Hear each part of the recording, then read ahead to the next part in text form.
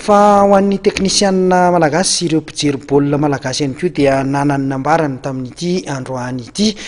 toy ny fahitan'ny mpanazatra ihany ho an'ireo teknisianina noho ny mahalalao avoleta azy izay dia somary mitandritandrina ny mpilalao ary ho an'ny mpijery kosa dia nahita izy ireo fa somary nisy ny atao hoe fahadisoana ny fampidirana ireo 12 tokony hiditra voalohany indrindra vo fa teo amin'ny loha laharana izany ndeha rahantsika izay fanazavana izay.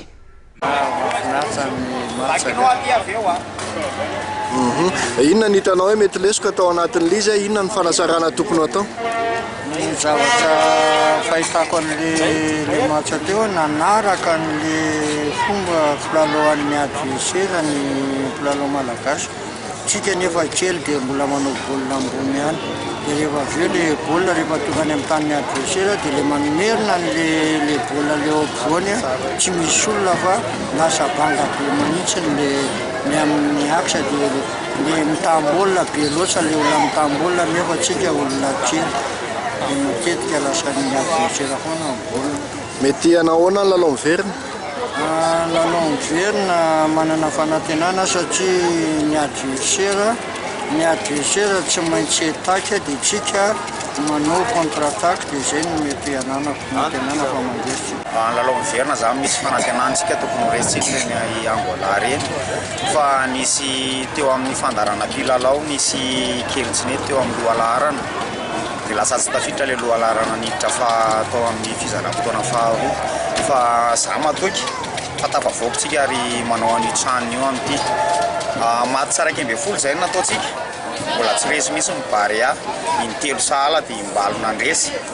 dia mino fa tafavoakotsika dia irarina ny tuizan'izao fahombiazan'izao isorana manokana moa zany filohan'ny kafy amin'izao amady mampiety nybolinaitsika filohan'ny fédération koa mety ny ataony irarina fa tafavoakotsika amin'ny Sénégal amin'ny volana febroary na mars mbola lasa ihany koa tsika manao kanina. Miverina tsika efa zatra mandresy any ivelany ary ny mpijery baolina eto Mahamasina amin'ny ankapobeny sarotiny dia mety ho izay ny antony somary nanahirakirana kely fa za matoky sy mino fa andresitsika any ivelany. Inona ny tena hitanao mety lesoko tamin'ilay lalao teo?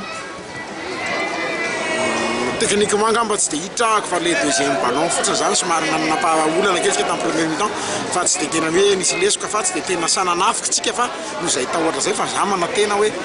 any amin'ny lalao fiverenana dia azo vokatry tsika ary qualifié amin'ny